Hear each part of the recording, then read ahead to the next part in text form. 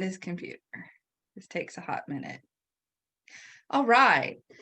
Thank you so much for joining us. Today is our first book club for 2021. We are joined by Miriam Weinstein, who wrote a fabulous book called All Set for Black. Thanks. And I don't know about you, but I found it very helpful this past year. 2020 has been torture for a lot of us. 2021 looking bright. We're going to say that because that's where I'm at in life. I need things to be cheerful.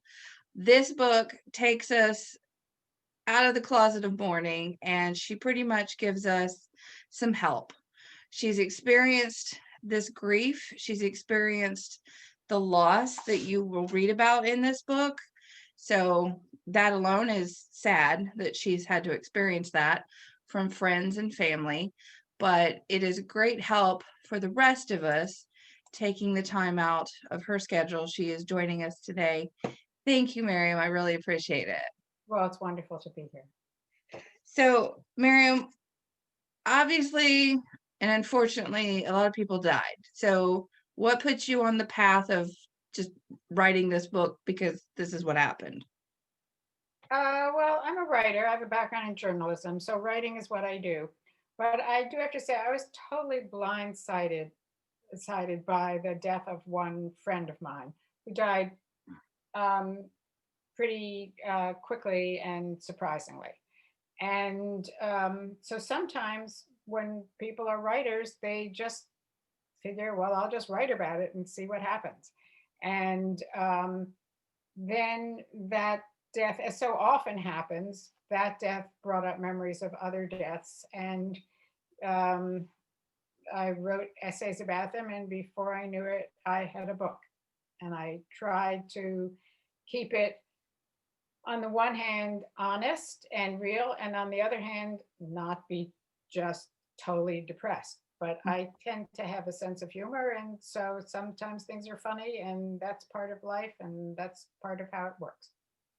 Well, it definitely wasn't depressing. So, kudos. It was not depressing. I mean, it's death, so it's sad, that is, like you said, it's just a fact. I'm going to start off real quick on page 5, where, you basically said Mitch's death. So, Mitch, to you, who was he? He was a friend, a longtime friend, and I was friends with his wife also, and my husband was friends with him, but he was just a guy who was kind of every place in the community, a very key person in our world. I do think on occasion we all need a shot of vodka on page 9.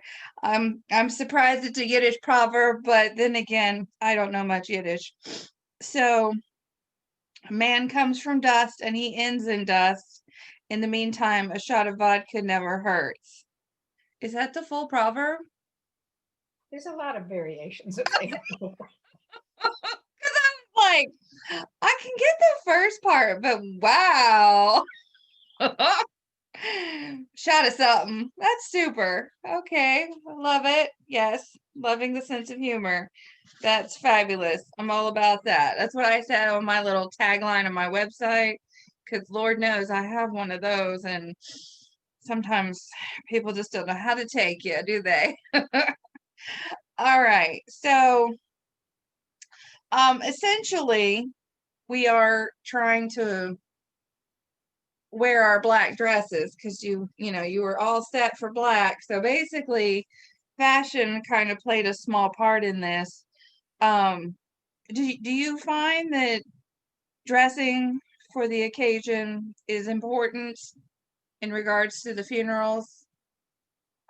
Yes, and that may be because I'm a deeply superficial person, but I find that it helps me, and I think it helps other people because you want to sort of set the tone for yourself and for for the for the for the mourners, the real close-up mourners. You don't want to be conspicuous. I'm assuming that you are not, like the next of kin, because in that instance you're probably going to wear something fairly appropriate and you're not going to remember what it was. But if you're just going to a funeral, you want to be there, you want to show support, you don't want to stand out, you want to just, you know, show the people who are mourning that you've got their back. Super, super. I wholeheartedly agree. I just chatted a little bit about fashion. It's going up on a podcast tomorrow, and I'm with you on that sentiment exactly. Fun fact, I have a Pinterest page which you can also link through to from the website, and I have a little naughty one. I did what the mistress wears, because there's always in the movies, there's always a mistress showing up to the funeral, craziness ensues, and so one of the things, summer, fall fashion, and then what the mistress wore, and then I have quirky fashion, because there's some quirky fashion which obviously you wouldn't wear to a funeral, but I figure why not make it like a concept and go forward in that direction. So 55, page 55 is grandmothers. My grandmother's folded shadow is in my memory box. Now, is that a logistical memory box that we're talking, or a physical memory box? No, no, it's just you know, when I've read about how memory works, how the brain works, um, it made total sense because what we're told about neurologically, how we process memories, is that you remember something, it gets processed in your brain. Every once in a while, you sort of take out that memory and then you set it again and it becomes a memory again. So I found that with my grandmother, who died quite a long time ago now, and whom I was very close to, every once in a while I'll think about something about her and I'll think, yeah, I remember that. Was that really either true or was that really how I felt about her? Was that something that still makes sense to me? And usually I'll come to the conclusion, yes, I she was a terrific person. She meant a lot to me.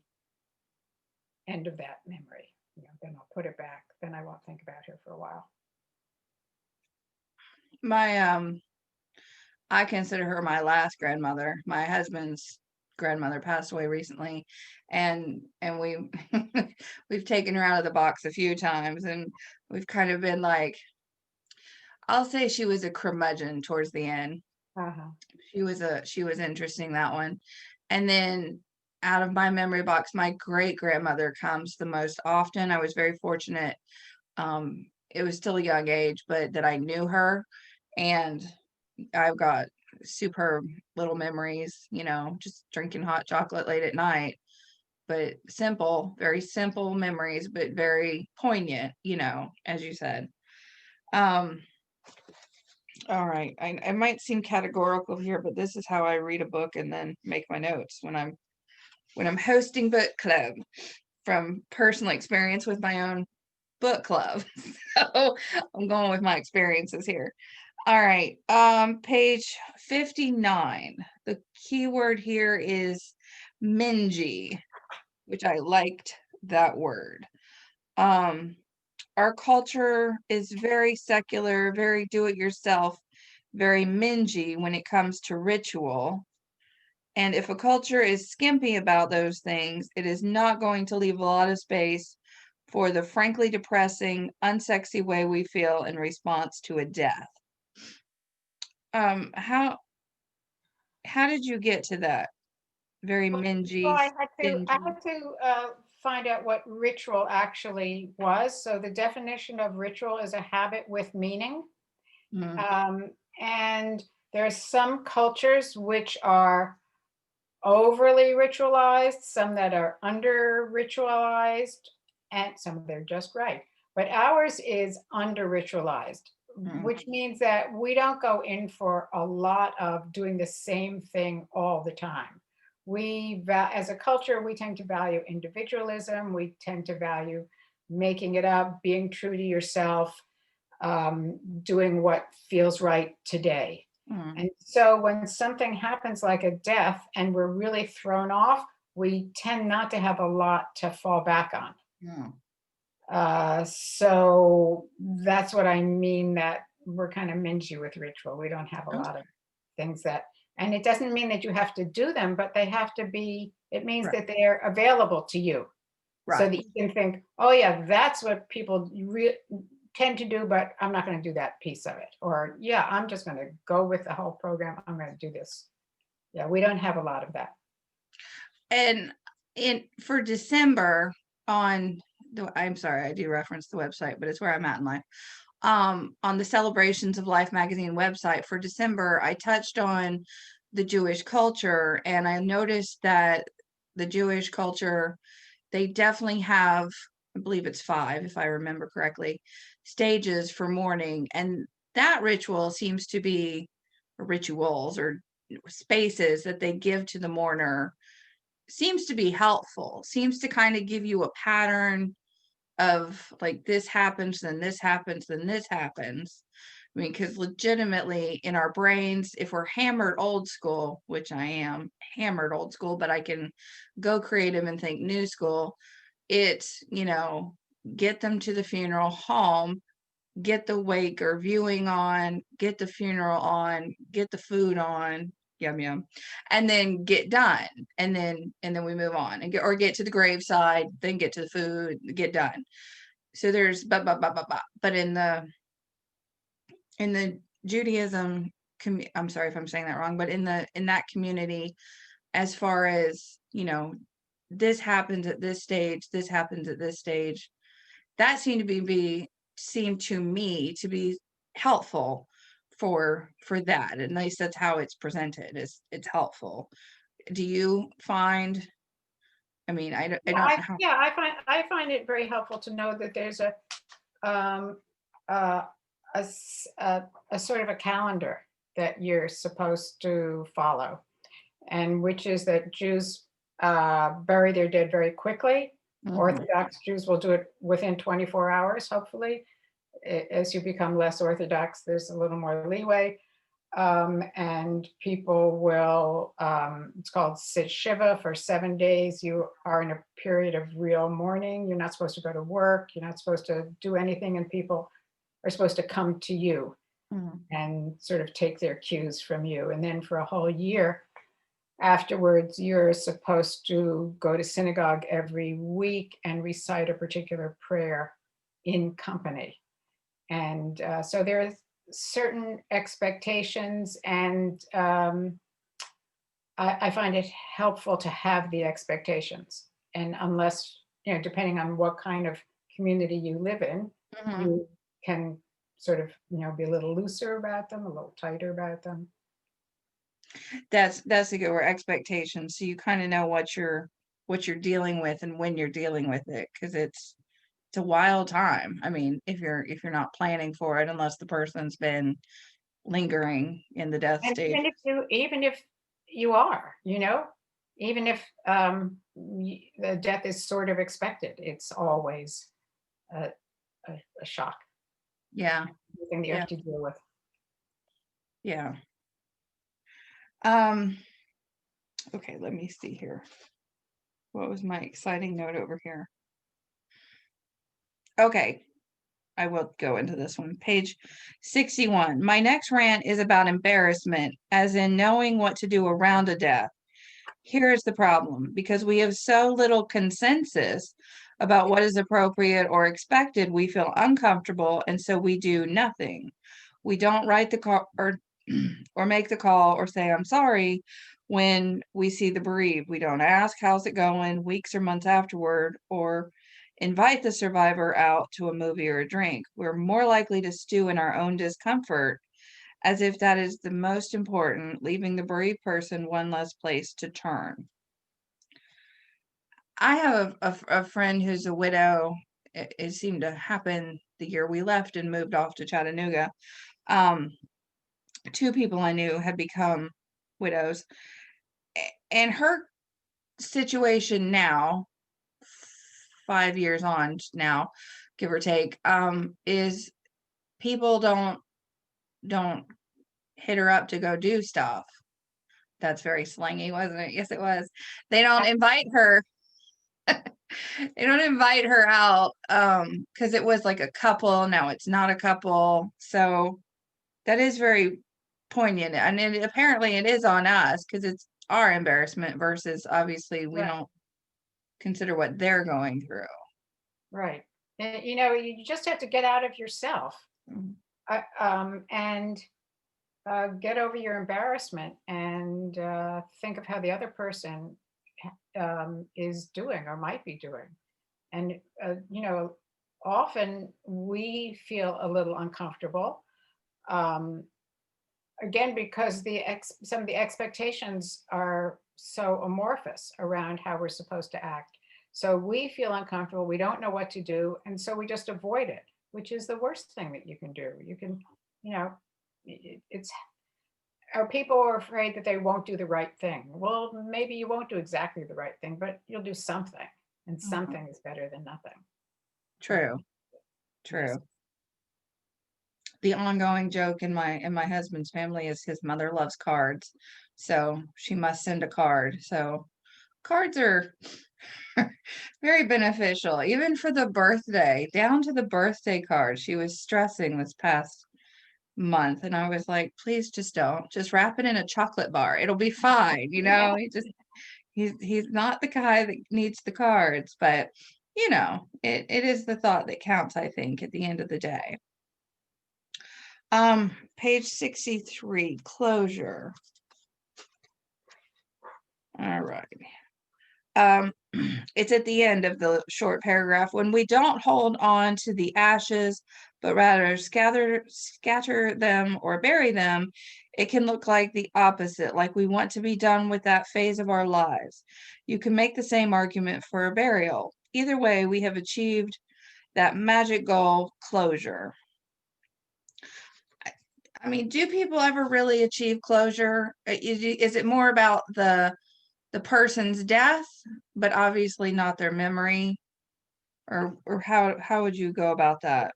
I think that concept of closure is really not helpful because, when you're in mourning or when you're grieving, you just feel so awful and you hope, well, okay, one day it will all be over. Mm, Great, done. But that, um, it would be very odd if we were like that. We're human beings, and the reason you're so upset when somebody has died is because you were close to them or you cared about them or maybe you mhm, just hated them. But there's a lot of feeling involved. And wouldn't it be strange if you could just like shut the whole thing down? mhm, That's not how human beings work. I mean, things change over time, and your relationship to that person changes, your relationship to the memory changes. Like I said, I think about my grandmother once in a while. It would be very mhm. strange if I was thinking about my grandmother all the time or missing her all the time. True. But it's not like it's not like you ever, if it's somebody you were close to, they never disappear from your Mhm. from your psyche. Then that kind of makes closure a unique word Hmm. in its own way, because we're not really closing them out then. That's right. That's a good way to Mhm, think about it. Yes, you wouldn't want to close them out, and they're always going to be with you. You want them to be with you. You want mhm. to own the memory. You want to keep it with you. I'm going to jump to page 87, which might be redundant on my part, as I've mentioned ritual and in the Jewish community. So on page 86, I've marked a short one, but I'm going to skip to 87. So pretty much it comes after the rites and acts,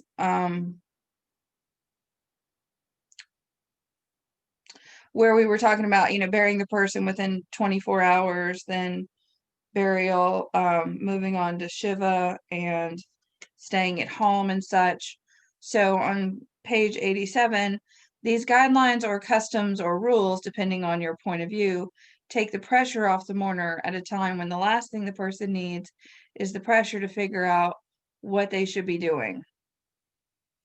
We kind of discussed that already, but that I think is very helpful. And I think even I think in COVID, like that's been, I think I've experienced death, but I don't know how to experience death in COVID, because I think that's been one of the things is we haven't had the same, even the most basic ritual of going to the cremation, even if it's a small graveside ceremony, like it has to be done in such a crazy way that people's way of mourning has been like, it's just totally changed Right. and transformed. Because even sadly, the cousin that passed away was in their 30s, so that's too young for the family, and it was the youngest child in the lineup of a bunch of children. So that was a shock, so the family is still confused. And this lovely person I'm referring to, there's a cute little video I put together. They had chickens, and the family had just recently got these chickens. They got a coop, and so they were going to raise the chickens. And the cousin, Josh, had named them all after the Little Women, after the Little Women book. And so here we go. On once we could get over there, because we're here and they're over there, but once we got over there to pay our respects, because again, there was no funeral, no anything really. So once we got over there to pay our respects to the family and eat, because tons of food happens, especially in the South. I went outside and I was like, the chickens had grown up now, so now they weren't yellow furry fluffs. They were pretty good size, about the size of my hand, but now they're chickens, bona fide chickens, and about to be putting out some eggs. So I did a film on them, and it was so funny because I ended up being on hawk watch, and I was like, wait, I'm here, what? I just came out to see the chickens, so that became an interesting moment in dealing with the situation, and not a ritual, of course, but just the concept of helping out in the strangest way of doing something, because now the sister has to take care of the chickens, and that was his responsibility, but now, well, she was kind of mother hen still to these chickens. So it's just it became an interesting way of coping with the mourning, is that the chickens kind of carried on, because that's something that everybody in the family had sort of started the idea, then it became like his responsibility, now that he's not there. I rabbit trailed. Let's move forward. I do that. All right. Let's see. But Page. surprisingly, some people have found that having COVID funerals and mourning, sometimes it has worked okay. It is surprising how much, well, as we see now, how much can happen over Zoom. You can get a whole lot of people together and they form a little community for a short period. So it's not zero. I mean, people are doing what they can. Right. I think it's just the old school thinking too, in that family itself, because the parents very much, at one point the church was open to hosting them, because they were in remodeling. So the gym had been where the services were held.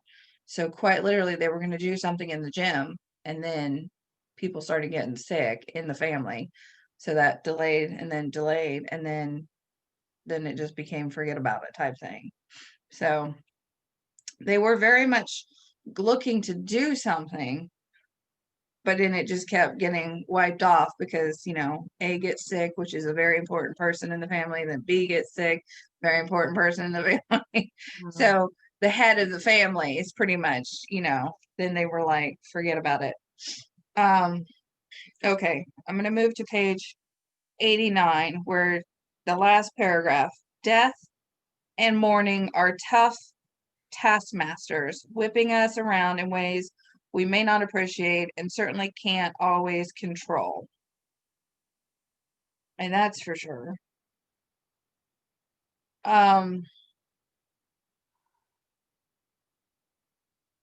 Because it can, I guess, I guess, and yet I have experienced death, but I've experienced death this past year in the craziest ways, so the cousin that passed away was very unexpected. The grandmother passing away was unfortunately regretful because couldn't do anything about it between what she had and on top of getting the sickness she got. And then sadly and weirdly, I think more so for my mother, her son-in-law, my sister husband, she passed away a couple years back. He moved back here, and my parents were assisting him because he's quite elderly in helping take care of him. But then he ended up, unfortunately, cavorting with the wrong people even at that age, and got stuck with the wrong people and literally ended up dead in a ditch. So it's tragic, yes, but it wasn't, I hate to say, not to be expected, but like the lifestyle, I guess, that he chose. Because it weirdly didn't surprise me. It was tragic, don't get me wrong. Mom was more emotionally skewed by it than the rest of us were, only because like she took it to heart, like, because she was trying to care for this person in the ways best they could. They weren't putting a blanket on him, but they were putting a roof over his head and doing what they could. So I think for her, mostly that whipping it around was crazy. And then they got stuck. I was sick, my husband was sick at the very time when now they had the task of cleaning out like the place, and because they were going to sell it, they had no point of keeping the place. So then they got stuck with that task, which I felt bad for them because I couldn't help them because we were just both sick. So it was just one of those pile on top of piles that was happening. And then on top of that, here we'd already lost two people in our world. And then, I used to take care of this one lady. She had Lou Gehrig's disease, and she always said death came in threes. And I was like, oh, I hate that. And weirdly, sometimes it did for her and her around about people that they knew. And then this time I was like, crap, death's going to happen in threes. And lo and behold, I hate to say it, but there was three, So I don't know. Have you ever heard that weird little moniker? I have, yes. Yes. Yeah, I don't I've know heard enough to think where. about it. We're going to have to research that one. I don't know where that comes from, but it's frightening. So I didn't look forward to it when I was like, oh, suck, especially just after the first one and then the second one. And then, but then it's funny because then it's like, who is it happening to in threes? Because, you might know the same people. That's right. Yes. And then you're like, well, I don't want three other people to die or two other people to die because that's another death happening in threes. Ugh. Strangeness that happens in this world that we live in. All right, page 90. So at the very last chapter, so maybe that is the way in which we are all together. We hold on to some form of that wish for togetherness, because the worst thing that death does is to tear us apart. And I can attest to that again on my mother's side. Unfortunately, when my great grandmother died, there was just the situation with the body. Like, it was supposed to go for medical research was my understanding. And mind you, this is when I was not even 16. I was very young. So my understanding at that point was that was what the argument was, but they sent her off to cremation. I don't know, something weird like that. And then it becomes a thing about things. Right. And I hate that because I have stories about that in former podcasts. There are still things in our little world because somebody can't get rid of things. So 10 plus years later, we still have things. Mm. Have you dealt with stuff like that where it tears, where you say it tears us apart? I mean, collectively, obviously we're people, but where it tears people apart or it tears But families apart? that's why death is so awful, is because, we are close to people. We are either close, one on one, or we have a small family, or we have a big family, or we have a community, or a group of friends, or an institution, and somebody gets pulled out and it makes a Mhm. hole. And, that's what it feels like. There's a hole. There's Mhm. no getting around it. It wouldn't hurt if we didn't love the people, or if we didn't feel close to them. That's why we have all this trouble, because these are people that make up our world, and they're part of who we are. you know You're right. You're right. And that itself does tear a logistical hole, like a fabric in time, to be cliche. But yeah, it does. It tears out something. Um, Even when you are relieved by the death, it still tears something. I've had yes, that because experience. then you have to rethink who you are a little bit. You are no longer a person who has that friend, or you're no longer a person who shares memories with whoever that person was, or you're no longer a person who has a sister or three sisters, or you're not no longer a person who has a father or that aunt, or it changes your self-image. It changes who you share things with. Mm, You have to reconstruct your whole identity in the world a little bit, mm. or a lot. I think that's why, and unfortunately, because of the way that I keep wanting to refer to him as a son-in-law, because I barely referred to him as a brother-in-law, just because we were so distant. It wasn't like our family was close in that regard. Um, and then they literally live very many states away. So, but I think that's like the one vestige that made it more painful. Just one, they were taking care of him, but two, because it was the last tie that they had to my sister. Because, and it wasn't my mother's biological child. I'm the biological child, but even so, she took care of her, up until she popped out of high school, and then she was gone. But because she died in such a strange, unfortunate way in the hospital, but still unfortunate, just how it all just pretty much came upon her, how pneumonia, whatever it was, then MRSA or however it got into her body, and then in the hospital it just exacerbated everything. And so it was pretty quick. And so I think that last like link to the chain of like the time frame, because they've been gone out of our lives for such a long time with some communication, but not a ton.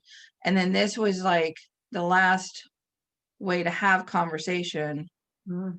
And I wanted to broach it, but I didn't want to broach it because I just want to live with the good memories, and what few and far between, because of growing up in the time frame, just have the growing up memories, the distant sister memories, and the good times when we did get together versus the who is this actual person, because you know both of them were quite interesting.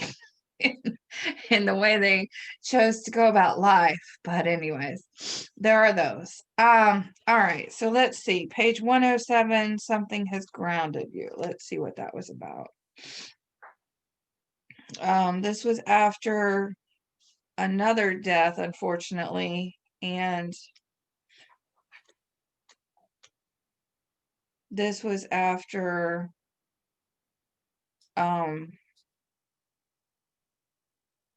didn't make a note of who that was, but in this My friend Werner, who was Werner, that's right. he was working on the roof in his house, and he fell off the roof and hit his Yes. head and died immediately. And we don't know, or will never know, if something happened. If he had some kind of medical in Aneurysm or something, yeah. or if he just lost his balance and fell. Mm-hmm. So that was quite sudden. Yeah.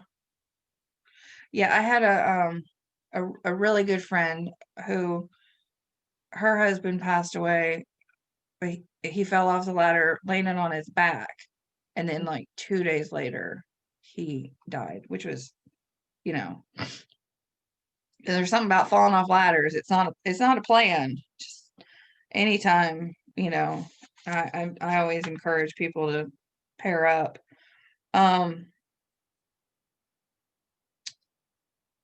Bear with me. I apologize. I wrote something down and then I don't know why my note is there. Oh, yes. So, on the drive home, Peter and I stopped for supper at the Colonial Inn in Concord, where we had celebrated the first of our 2 weddings. Long story.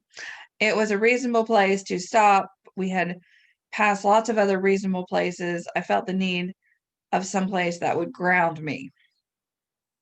I think that's very important in the healing process. Did you going to this restaurant, as simple as that was, did it help ground you? Did it like I give would you say you want to be kind to yourself. When okay. something like that happens, your friend falls off the roof, he dies. You know, the whole world is suddenly shaky. And this is somebody who I had known for years and years and years and years. I never thought about him. I certainly never thought about him dying. And again, he wasn't like my closest friend, but he was just somebody who had been in my life for a very long time. And something like that happens, everything is a little bit shaken off, and you want to really give yourself whatever comfort you can. And often in a situation like that, you'll want something that feels very familiar and a little old fashioned and safe. And if you want to stop at this restaurant that means something to you, do Mhm. that. If you want to go home and do nothing, do that. Just try to give yourself what you need. And also, it's helpful to when when you're dealing with somebody who has just experienced loss, Mhm. help them to be kind to themselves. Mhm. Don't make life more difficult for them. Don't you be the person who is putting more demands on them. Right. Right. Or giving them more laundry if you're staying over. Stuff like it always Or feels the way. don't make it difficult with your expectations, True. because True. you don't know what they're going to need, and they may not know what they're going to need, but Mhm. just leave them be if they want to be left alone, or go and sit with them if that's what they want, or call them the next week and just give it another shot. Just try and be kind. Mhm.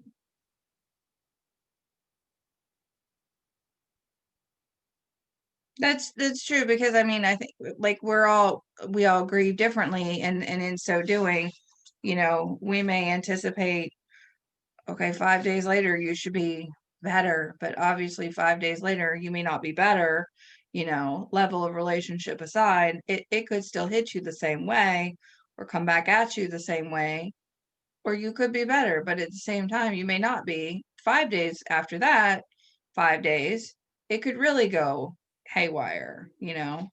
So Absolutely. Absolutely. And I think too, I think for people who've experienced family members that committed suicide, that's something that's more definitely a give themselves, give themselves the space, to take that in and mourn how they have to mourn, and to take a moment to, not pushing it, to And be also kind. be available if they want you, and don't push yourself if they don't want you. Yeah. Yeah. And definitely being kind is, and being kind to yourself, I think that's a good underline. Um, this was this where your sense of humor comes back in. We'll bring it back up a little bit here. On page 109, with the chapter, sometimes that may be true. I'm going to skip down where I have not reached that place yet, literally or figuratively, but I am beginning to understand how I might get there. I have already gotten to the point where, as is obvious from my choice of subject matter in writing this book, funerals have become an important part of my social life. I judge them the way you might critique a wedding or a bar mitzvah. How was the turnout? Was the ceremonial heartfelt or blah? Did everyone do well with their parts? Did I get to see all the people I wanted to? Was there enough parking? Oh, yeah, because you can only imagine the parking sometimes, Yeah, that's hilarious. So yeah, so having gone to a lot of funerals, you know, that could be quite the ticket. So you got a little box where you start ticking off. I love it. Oh. Was there something that struck you at, and we won't name which funeral, but just at any of these particular funerals that just, that really got on your nerves, or just really struck you as that's bizarre that happened at a funeral, or just some kind of crazy? Well, I do mention someplace in the book that at my father's funeral, he had a very large family, and we were close to some of them and not close to others. And this guy showed up, and he's chewing gum like that. And we're watching him, and he's walking down the aisle, and he is just chewing gum. And, you know, I'm sitting with my mother and my sister, and we couldn't remember his name. I mean, I knew that he was my father's cousin, but none of us could come up with his name. And so we just called him the gum chewer. Yeah. And we just Yeah. always called him the gum chewer after that. I That mean, there's nothing wrong with chewing gum. no, yeah, But but the craziness of you're just thinking, why is he doing this? I know. Because you could just picture that, and you're like, could you? Yeah, you're just it's like going just eating a canapé. All of a sudden, you're like, could you close your mouth while you're chewing it, please? Just oh my god, that would be hilarious. People don't pay attention to how they chew gum. I have noticed that. Oh goodness. I appreciate let's keep on the humor for just a quick minute here. Page 114, you take a quote from Jerry Seinfeld. According to most studies, people's number one fear is public speaking. Number two is death. Death is number two. Does that sound right? This means to the average person, if you go to a funeral, you're better off in the casket than doing the eulogy. I mean, it's sad but true that people have a fear of public speaking. But I didn't know the number two is death. He may be making this up, That's true. That's true. I mean, I know it's in the top 5 stressors is moving and divorce and Public speaking. probably dealing with the death of a loved one, for sure. But yeah.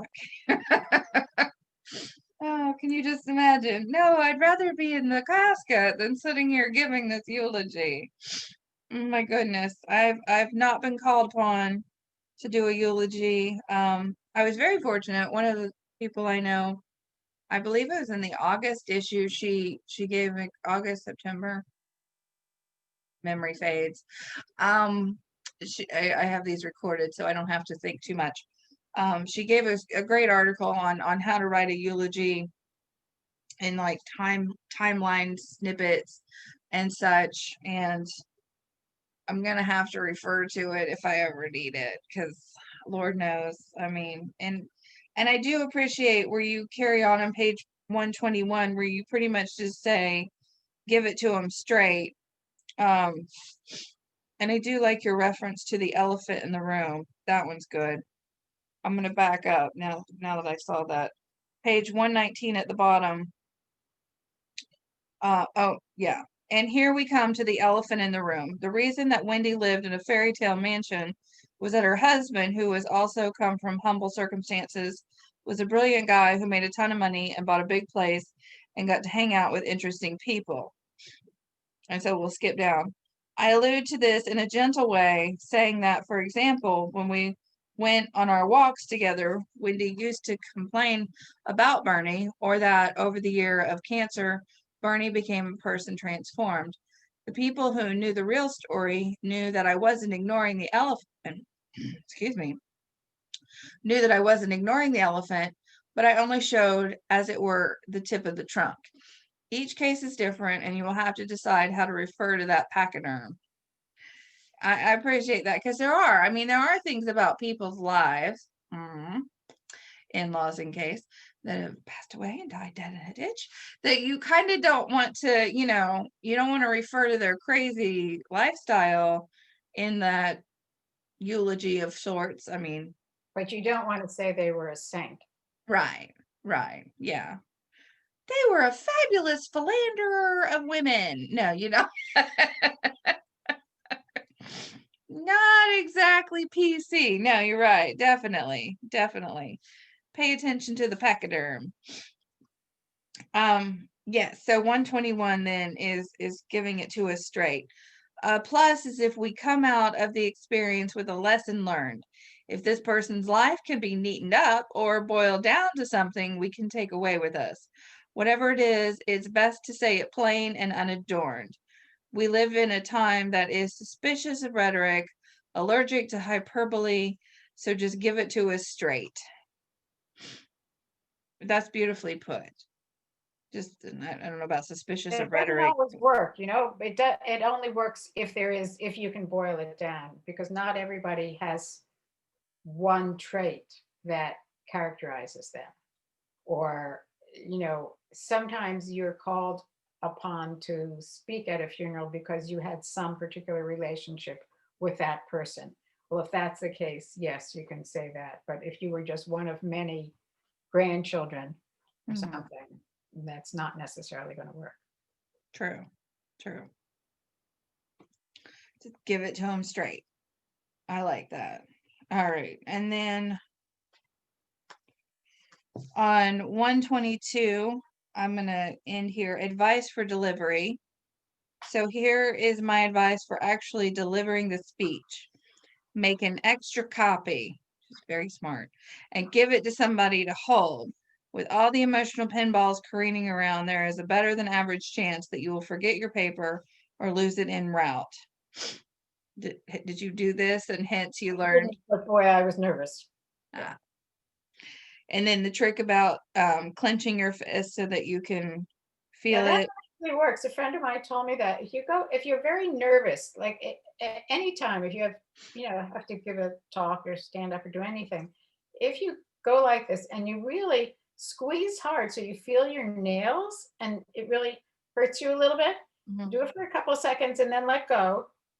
And then I think the blood rushes to your hands and you get this shot of relief, because you've been doing something hurtful to yourself. Right. Whatever. It'll work in a second. And you just get up there and you just feel, oh, okay, it's a little better. And you can take a deep breath and go. Kind of a distraction from the situation at large, and then just a distraction. Help you to refocus, because obviously you could, be all over the place in that regard. Super. Well, like I said, I'm gonna stop there, so because we've been carrying on, I don't know how long, but it's been super good, and I really appreciate your time, Miriam. And it's all set for black. Thanks. and she has a website. I will go to that and allude to that here real quick. It is her name, www.miriam, Miriam Weinstein, WEINSTEIN.com. Talks about her other books, her background, she's had quite the career. So not only is she a writer, she's done a myriad of other things. So check out her website and check out her other fascinating skill sets. And then, we'll all have to come visit Massachusetts because In the summer.